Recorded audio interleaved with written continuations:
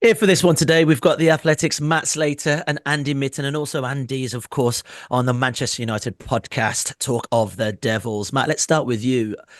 In particular, Manchester United. How much of a priority is a stadium project for this club?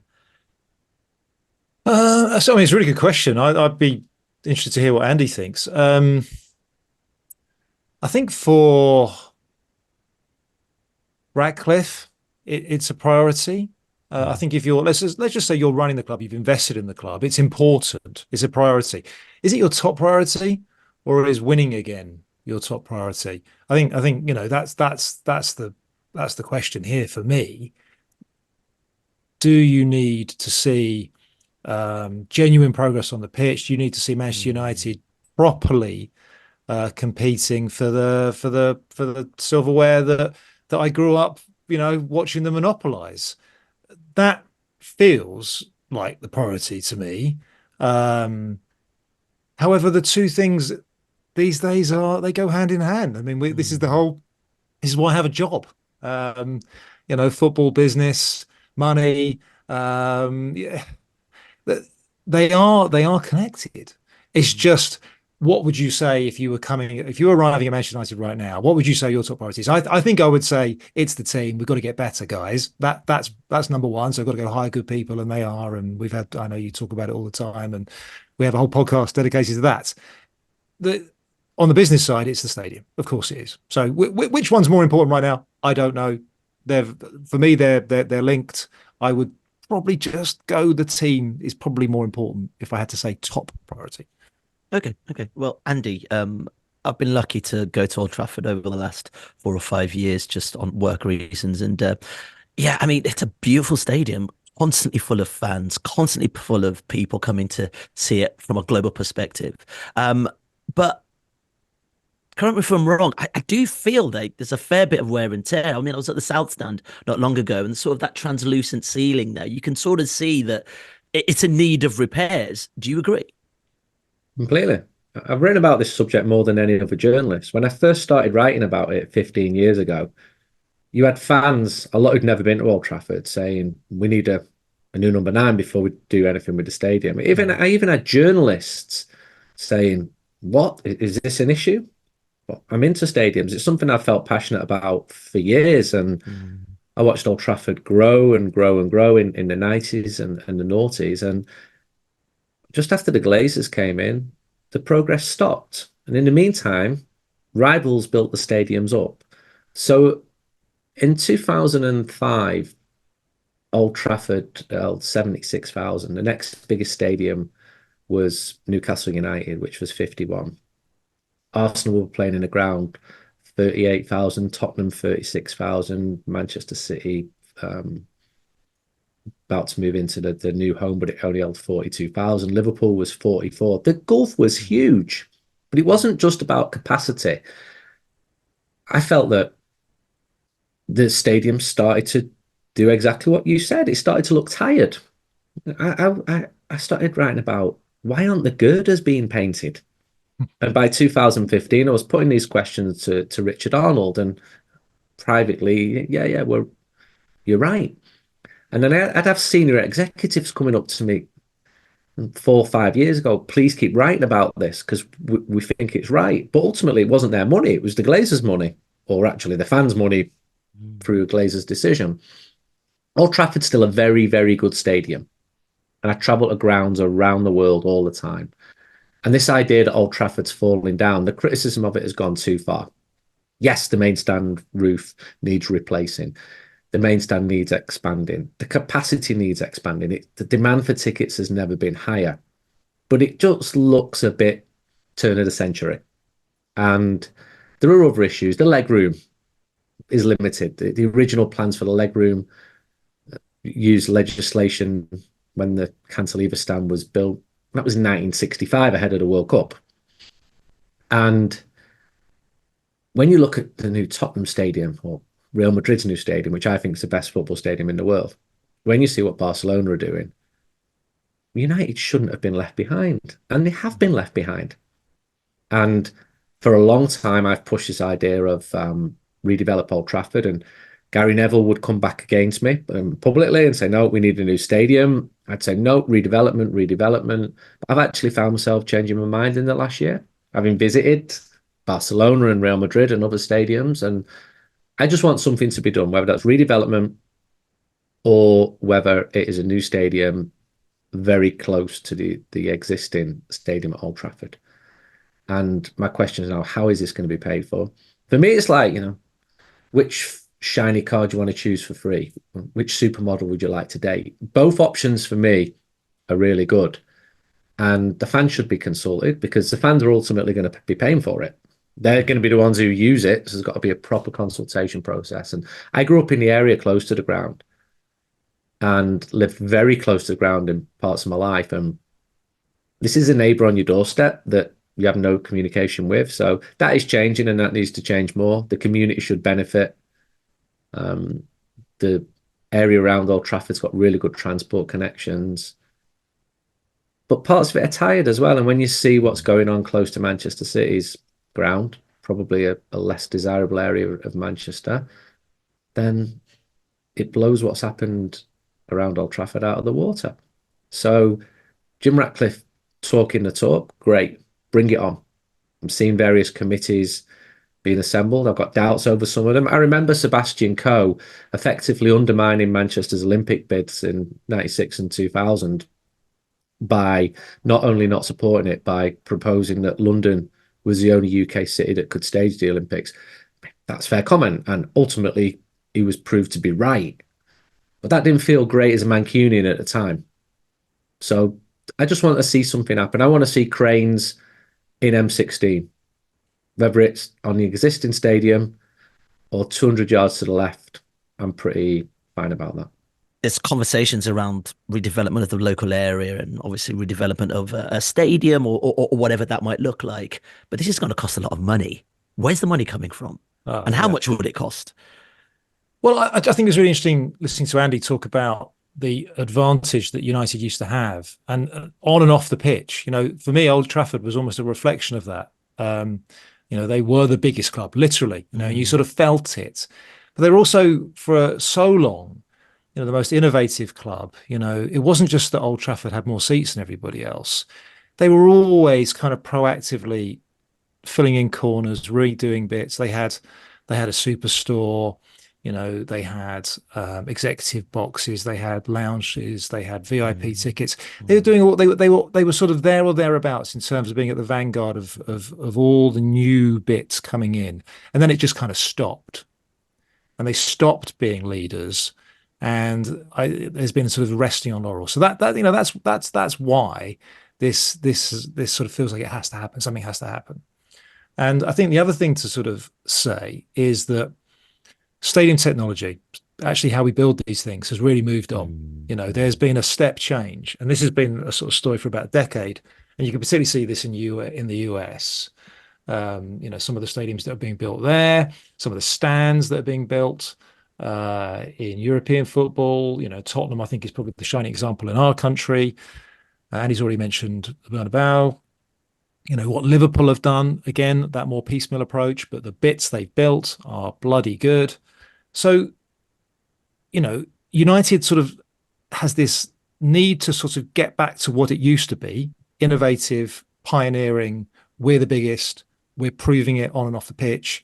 I think things have moved on, like, what's possible, the amount of room you need to build up, what you can do with rakes, what you can do with leg room, what fans, this is the other thing, customers have changed, right? What we expect, right? Once upon a time, a football club's relationship with its supporter was, a little bit offhand. You come in at sort of, as late as you can because you've been in the pub down the road.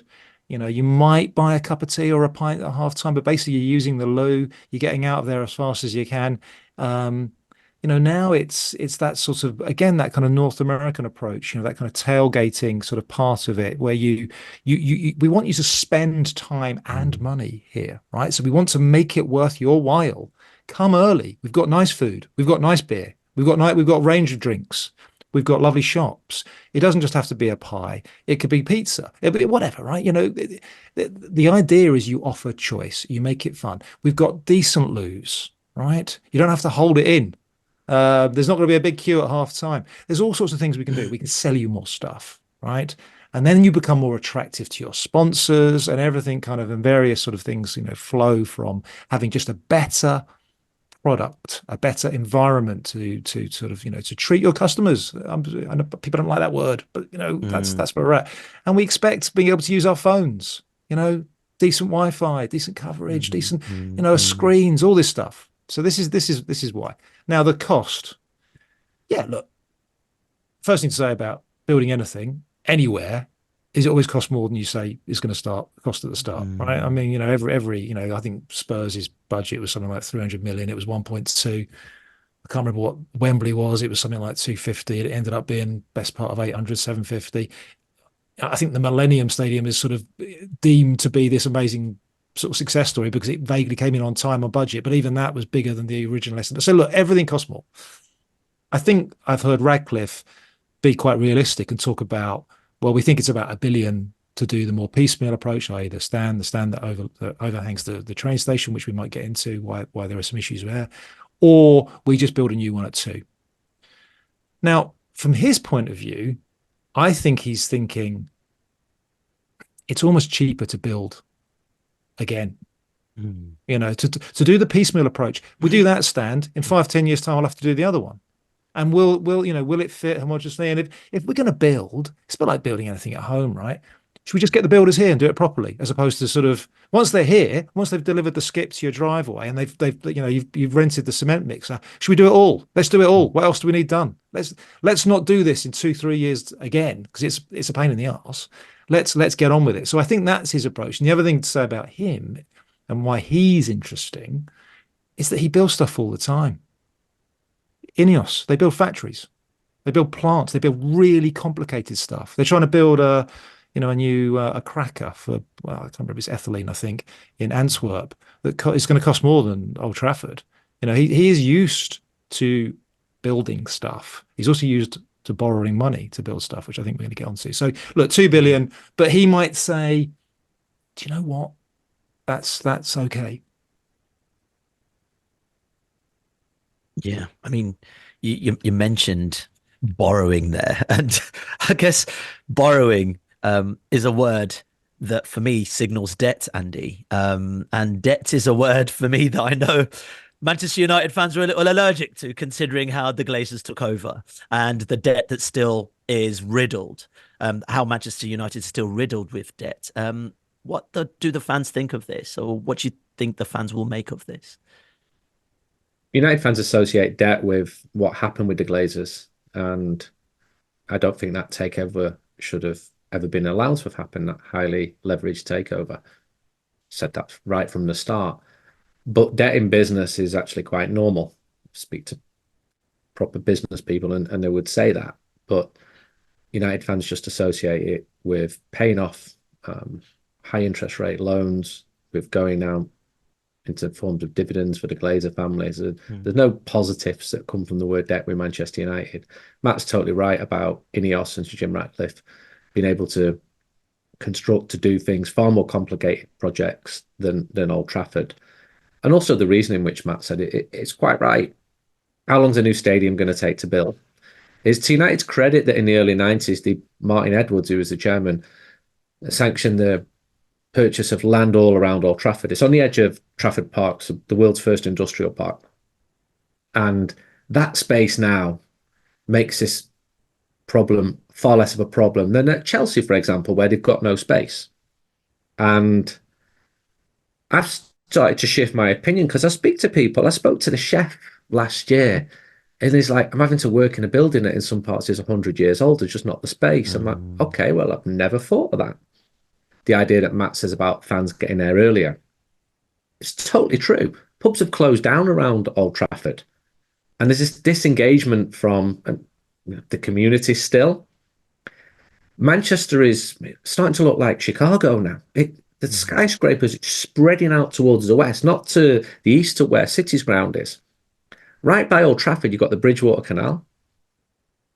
Water tends to be attractive. You've got the Mm. Manchester Ship Canal. You've got Salford Quays. This is a good area. You've got multiple Metrolink lines. You've got multiple dual carriageways.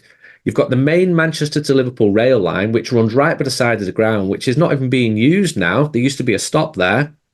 Common sense will tell me increase the capacity, build a new rail station there, which benefits the community as well as football fans and helps you get through planning as well. With the existing Old Trafford, capacity is an issue. The main stand is the place where you should be building up. But on the other three sides of the ground, the roof's horrible.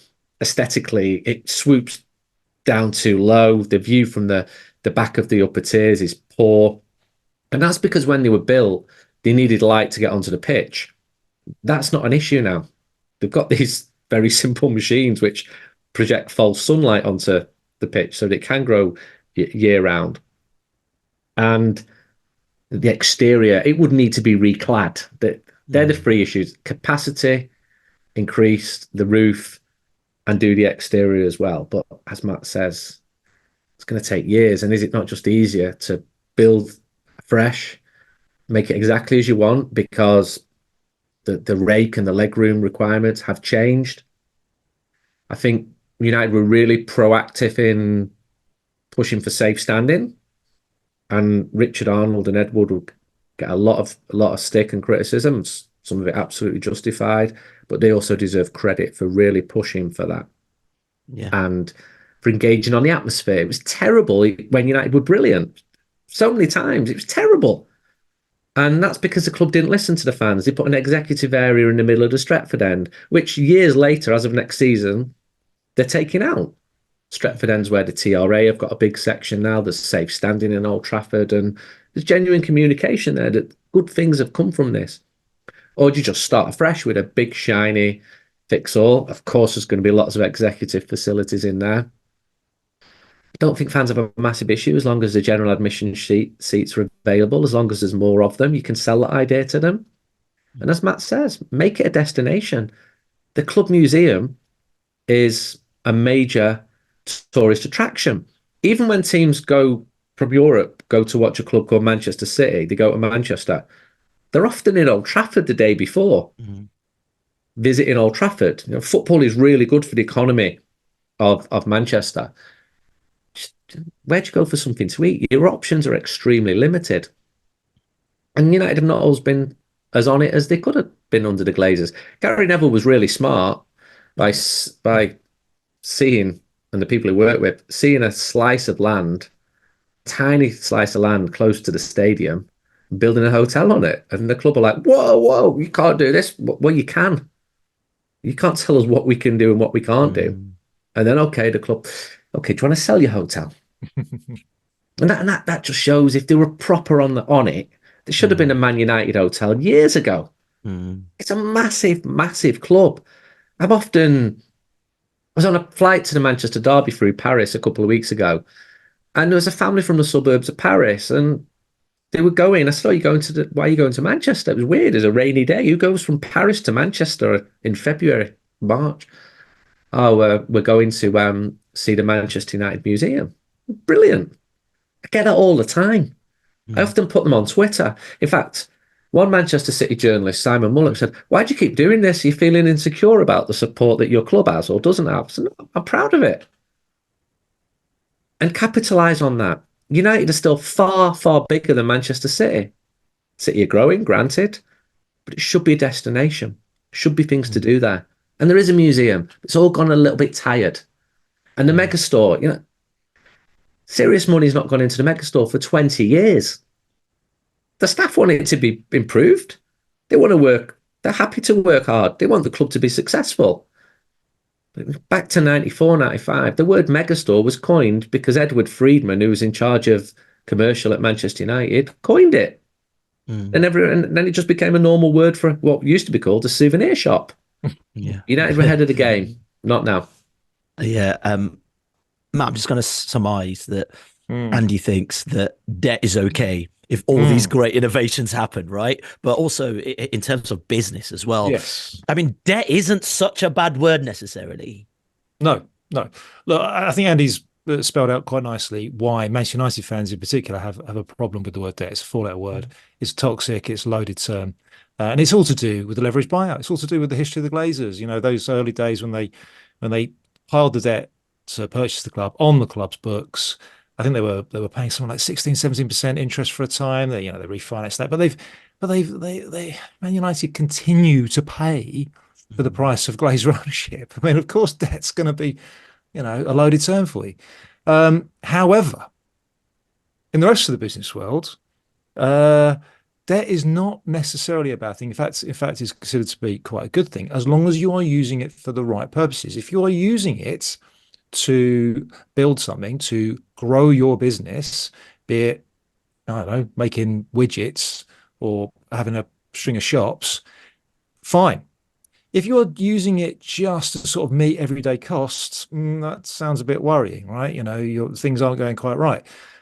Hence, Tottenham are one of the most indebted clubs in global football. I can't remember if Barcelona have just overtaken them, but it's very, very close. Mm. But what Tottenham have is long-term debt that was all around building the stadium. And that has kind of changed the picture for for Tottenham in terms of how they're viewed. It's changed the picture in terms of the value of the club. So that's the way to think about debt. As long as it is long term and it is constructive, i.e., to construct things, it's not bad. Now, from the sort of investor businessman side of things, I don't want to get too technical here, but debt is considered to be better than equity, right? So it's just a sort of cheaper, more tax efficient way of doing stuff. There's a sort of rule of thumb that the equity is sort of worth, 1.5 to 2 times more than debt. Again, I don't want to get too technical, but maybe a way to think about it is this. Sorry, off the top of my head, if you when we buy houses, right? You buy a 500 grand house, right? You put down 10%, 50. I'm doing it because it's easy. Put down 50 grand and you borrow 450. So you've got a 500 grand house, 500 million, yeah, 500 grand house. In a year's time, that house is now worth 600 grand. Okay. You, the shareholder, the person that owns it, that put down 50 grand, your equity is now 150 grand, right? Your investment has gone up 200%. The value of the house has gone up 20%. So just think about that, those ratios. If Mm. you are Mm. private equity, if you are an investor, that is what you're trying to do. You're trying to grow the value of your asset. Now, Radcliffe and INEOS are almost like, they're no doubt being studied already in sort of economics and business study courses, in that he he owns 60% of the company. His two partners own 20% of each. They've never floated the company. They've never sold stakes in the company. Their equity is really important. He has grown that business company by company by company. He buys up distressed assets and he's built this conglomerate, this massive petrol, chemicals, plastics, fashion, car, Mm. business, now Mm. sport, Mm. piece by piece by borrowing money. Mm. Borrow, borrow, borrow, borrow, pay it back. We can service this debt. That's fine. Borrow again. We'll pay that one back. Bonds, bonds, bonds. And the entire value of the company has grown and grown and grown and grown. So this is how guys like him approach debt. It's not scary. Depends what you use it for. Yeah, good answer. Andy, you look at teams like Tottenham, as Matt just mentioned, City, Arsenal, Liverpool to a certain degree, all had a stadium redevelopment or a whole new stadium altogether. Fair to say that Manchester United have probably fallen behind there. So if this does go ahead, is there an element of prestige attached to it, especially from an INEOS perspective? And we've heard Andy Burnham talk about it as well, something like a Wembley of the North, to really make it the home of football, befitting of a team like Manchester United. Absolutely. I don't like this Wembley of the North. Mm. This term, it just doesn't resonate with me. Mm. You know? Why Manchester? Why, just, be respectful to other northern cities as well. But I get if he's using that sort of terminology in a leveling up environment, Mm. I think it would stand as the great legacy to Sir Jim Ratcliffe as a Mancunian. He's 71 years old. Mm. If this gets done, okay, you've done it. You've raised the bar big time because bad owners don't invest in football clubs. When I said earlier on, Old Trafford and St James's Park, Newcastle were the biggest grounds, they were also the two which were not invested into because Mike Ashley took over at Newcastle. Now you can see that Newcastle have got plans to expand. and the rest have. Liverpool have done it really well on a very restricted site at Anfield with transport links that are not 20% as good as Mm. Manchester United. And they built a huge new main stand. Then they went for the Anfield Road, and it holds up 60,000 now. Could even build again. The irony, the Cop, the big grandstand, well, the big end stand, is now the smallest stand at Anfield. I see you mentioned America. I was on the tour last year with Man United and saw the new stadium in Vegas, which held the Super Bowl. I was like, okay, I can see why there's merit in building a new stadium. I went to the SoFi Stadium in Los Angeles, where Man United will play Arsenal this summer. I'm like, this is a different level Mm. and I was in Old Trafford on Friday night with really good supporters meeting, fans from around the world. And you're in a room that just stinks of 1994 because that's when it was built. And, at the time I'm like, whoa, there's actual real toilets in here. But as Matt says, stadium technology has changed. Look at Kai Tak going up in Hong Kong, look at some of the stadiums in China. In Spain, there's been a surge in stadium redevelopments at every level. Athletic Bilbao, they did what United could do. They built adjacent to their old stadium and did a really good job of it. Atletico Madrid, I thought that ground would never be built, but it was built and it opened in 2017 and it staged Champions League finals. Betis have built up. I'm not sure Valencia's will ever be built. It's sort of halfway built since 2009. And Madrid, as I said, and Barcelona. I mean, these are seriously impressive projects. And everything else being equal, it's not just about how much they'll cost. These could provide work to the local economy, to specialists, and to help Manchester do even better. To the point that there's already a bit of resentment in the Northwest at why Manchester. It's if you live in Preston or Carlisle, or Burnley or Blackburn, your world is very different to this booming metropolis that Manchester. Manchester needs houses. Could a new development include some houses? Well, why not? And some of what I thought was real progress in the early 90s was actually low-level industrial, but because it didn't have a chimney with billowing smoke coming out of it, because it was a nice Mm. white shed, I thought, oh, this is smart, but it's actually not that smart. Mm. And that's why you're getting to talk about it's not just a stadium, it's the whole area. There's a lot of potential. Rents are rising too fast in Manchester for a lot of people. Build the houses. And I maintain that Manchester United should have the biggest stadium in the world. They're huge, huge. I know Barca and Madrid, that I'm totally respectful to them. And but demand for tickets is higher at Man United. I see the stats all the time. And get the local community engaged. When I started going to United, I got the bus from Urmston through Stretford, and it was full of young United fans from my area who could Mm. pay in. That bus is empty now. It's been empty for 20 years. How sad is that? And United do really good stuff in the community. And for League Cup games where you're not going to sell out easily, would give free or discounted tickets, really push the women's side. Great, great, great. But wouldn't it be wonderful if the young kids in Manchester could also feel like they could go to games again, rather than going through a 27-stage process, which involves applying for a membership, paying for your membership, applying for a game 6 weeks in advance? Kids don't do that. Make it easier for them, because another issue I've got is the age profile of the fans is rising. And it's one reason why the atmosphere is suffering, because it's full of people who are older than me. But yeah, there's been some piecemeal repairs to it. They clad the exterior last year and the year before, and I did a good job of it. But fans just moaned. I'm like, actually, it's not bad. New lift shafts in for disabled supporters. Good, good, good. But even that took a long time coming. In 2018, Mm. you could not get Wi-Fi in the press box at Old Trafford, and no fan has any sympathy for journalists who can't get Wi-Fi.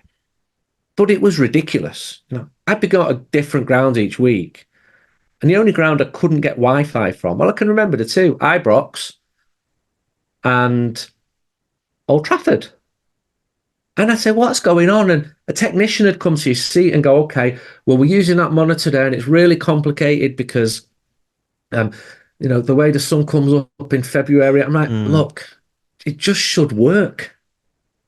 And now it does work. Mm. Yeah, well, Andy raised some interesting points. I mean, I think they just to sort of finish. I think we've mm, agreed that a new stadium is good for the club, right? And the only thing I'd sort of throw in there as well is that is obviously match day revenue. Look, it would take a very long time to pay for itself, but just in terms of like increased ticket revenue anyway. But Tottenham are now earning, I think it's best part of 6 million. I think it's 5.6, mm, 5.7 million a game, right? Which that's on a capacity of about 60,000. I think United, I think it's under four.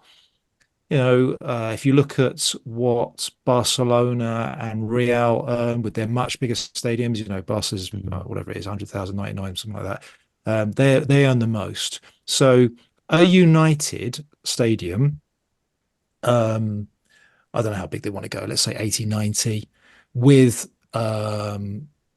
the modern amount, whatever today's mm, contemporary amount is of premium seating, with, as I said, all the modern bells and whistles, the restaurants, the choice of food, places to gamble, etc., etc. Wonderful museum. Don't forget that Barcelona's museum, I think, is the top tourist attraction in Spain. mhm, In That kind of thing. Catalonia. Yeah, well, okay, certainly up there as well in Spain. I remember during COVID, that was the thing that kind of Yeah. really hit them. It was like, oh my God, because then that brings footfall to you every day of the week. You can sell more stuff. Honestly, just good things cascade. So the stadium, there are sort of obvious ways that it starts to generate more revenue, and then there's less obvious ways. So I think we agree that the business case is there. I think Andy was getting into some really interesting territory there when he was talking about how it would fit within the regeneration of the area. Now, I know a little bit about this because I used to work at the BBC, so I moved in to mm, Media City. Um, my other sort of, I suppose, slightly personal element here is, I grew up, in that sort of anyone but United era, and I'm clearly not from the Northwest, but I now live in the Northwest, and I have mm, children who are Manchester United fans, who I have taken to Old Trafford, and I have seen them walk up the steps just before game time, and I've seen that look on their faces, and it is just I feel emotional even talking about it. mm, It didn't have to be Manchester United, but the fact it was Manchester United and it was so awe-inspiring, just walking into a mm, building with 70,000 people in and it looking that good. Manchester United still looks good on game days. Still mm, looks and sound good on me. I can tell you that right now as a neutral. I've sort of become a neutral. Um, but where does this fit with the area? And Andy's already said that Trafford Park is, again, it should be a source of pride, not just for Manchester, for the Northwest, for England, for the UK. mm, It was the first industrial park in the world. It was when we used to have great ideas. It is now just a place of go-karts and storage centres and car parks. mm, Um, Media City is great on the other side of the Manchester Ship Canal, but there are whole swathes of old Manchester Ship Canal, like i.e. when we used to make stuff and ship stuff around the world, that are empty and are derelict. The other side of the water from where the BBC is and where the Lowry is, you've got the Imperial War Museum, but you have just a lot of nothing. There's so much room there. Manchester is growing, is booming. I can tell you that. You, anyone that's passed through can see that. But mm, there is space to fill. There is brownfield space to fill that would bring enormous value to the area, whether you like football or can't stand football. It can unlock that part of town that is underutilized, and I'm being polite. yeah, It is. And the Imperial War Museum, that could be part of the destination. You've got the Lowry Museum over, you've got an outlet mall, which struggles a bit. It needs more there.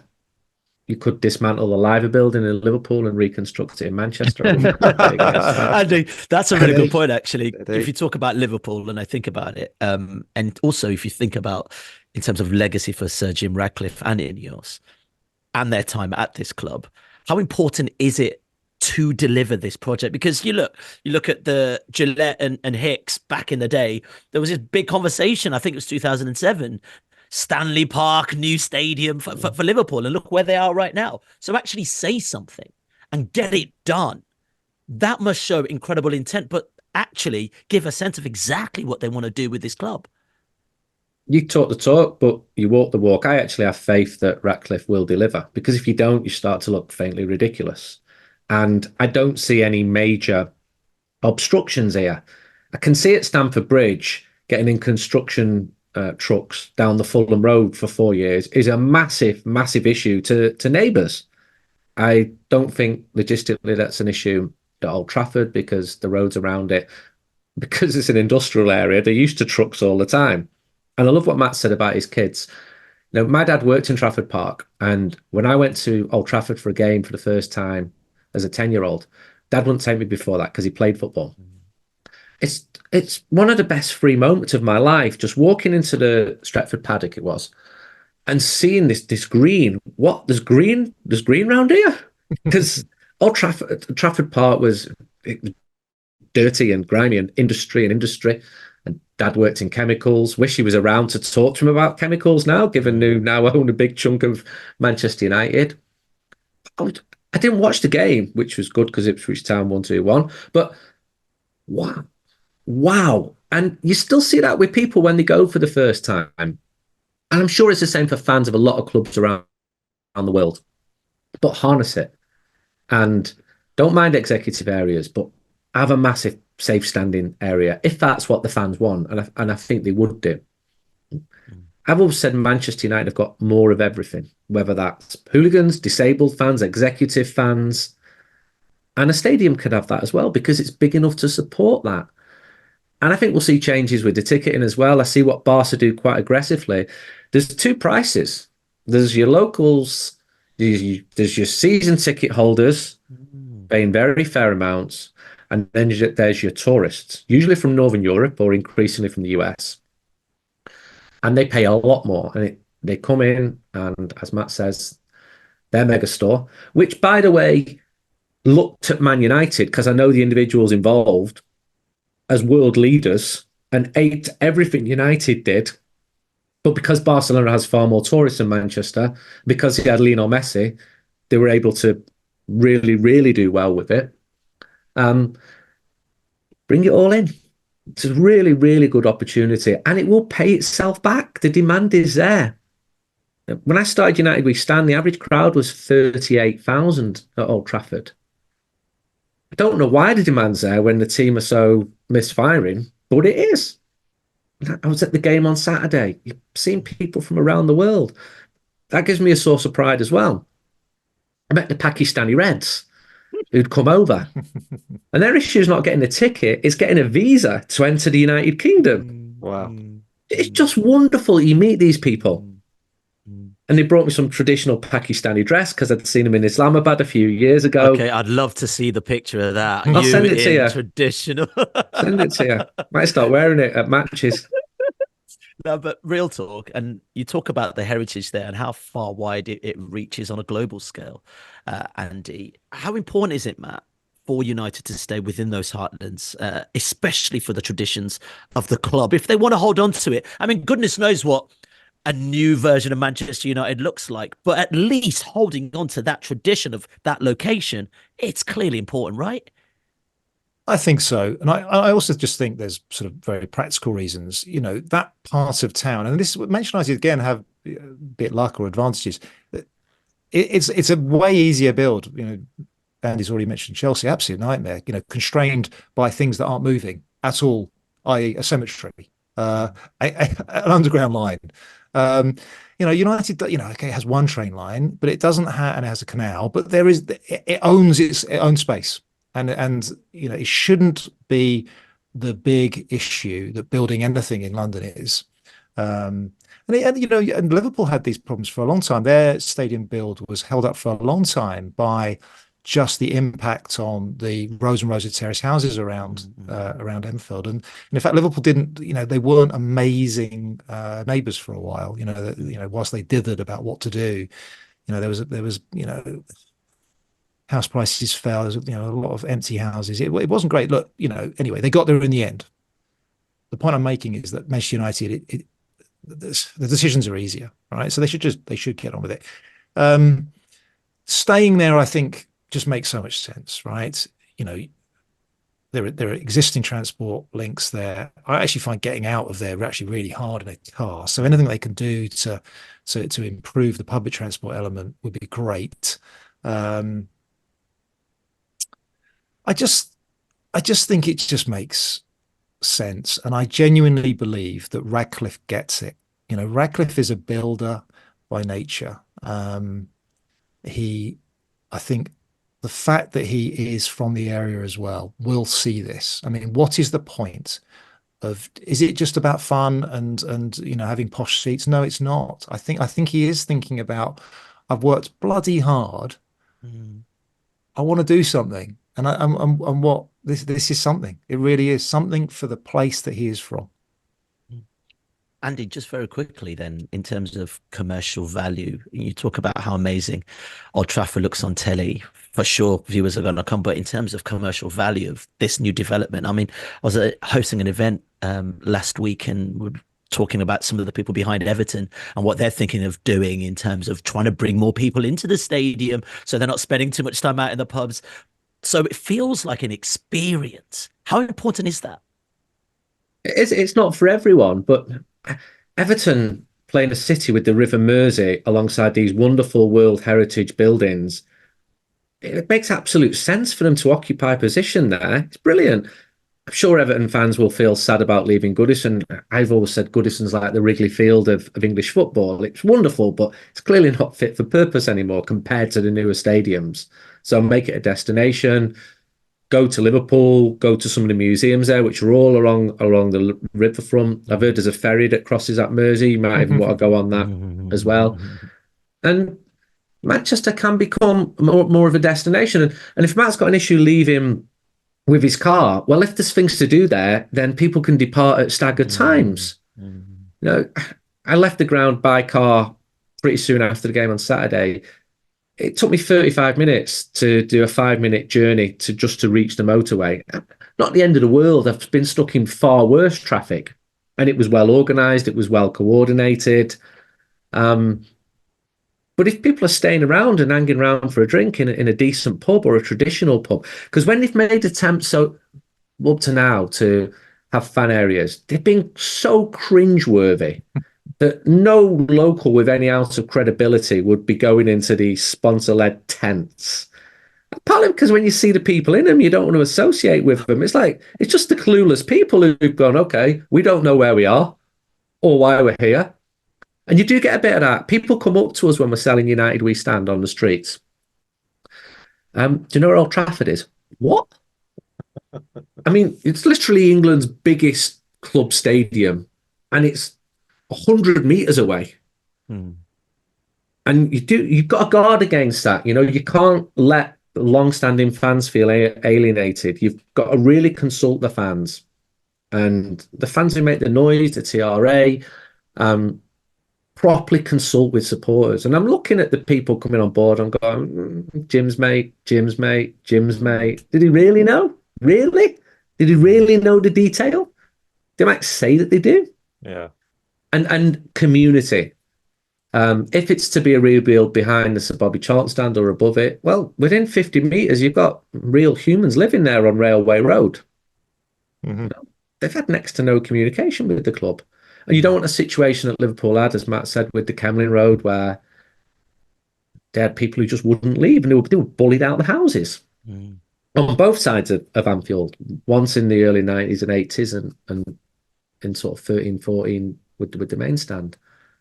And these people should feel. And United are trying. They've opened up warm spaces for local people during the energy crisis. And I've been to them. But there's definitely still an us and them exist. It just does.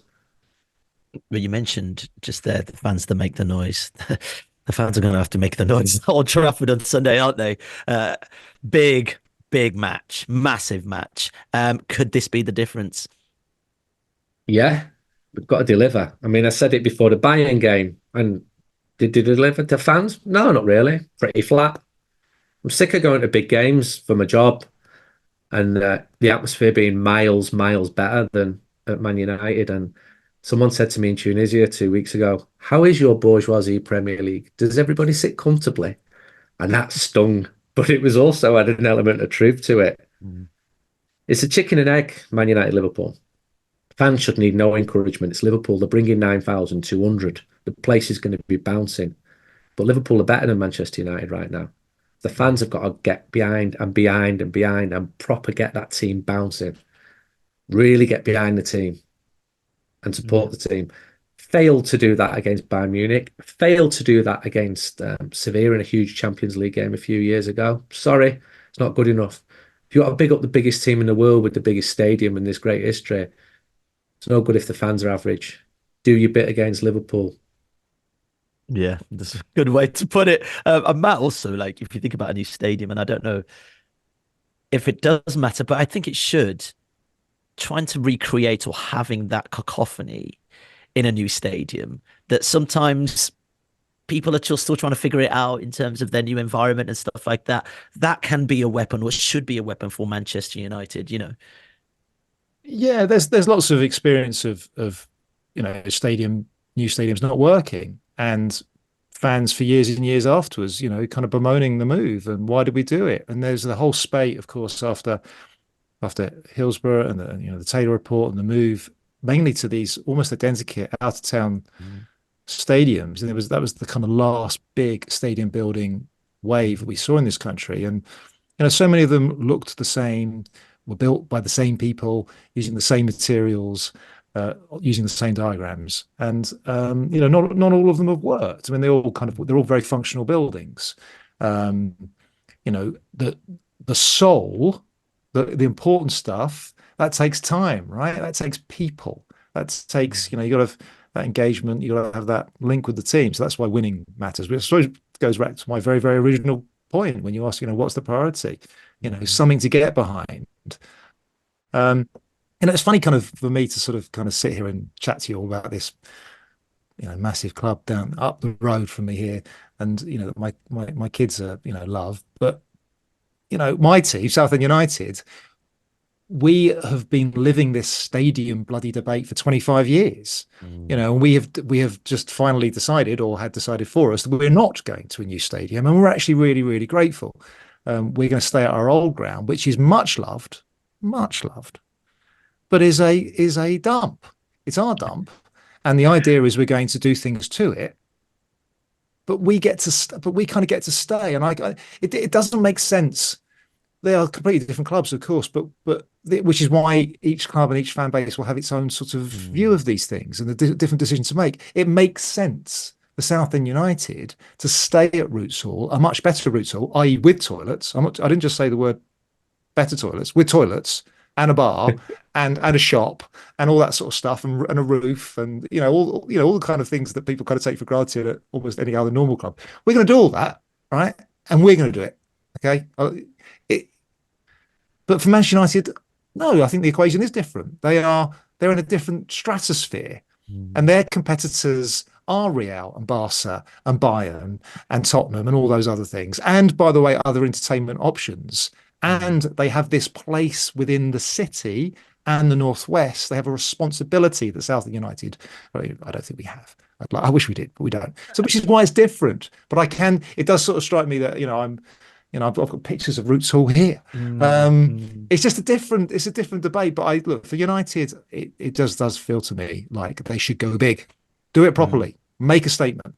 Yeah, I never thought we'd start this podcast with Manchester United and end on Southend United. Yeah, every time. Gents, gents, thanks so much for your time, Matt. Andy, really appreciate it. And don't forget to rate and review the podcast. And we'll be back with another podcast tomorrow with the weekend review. Thanks for listening.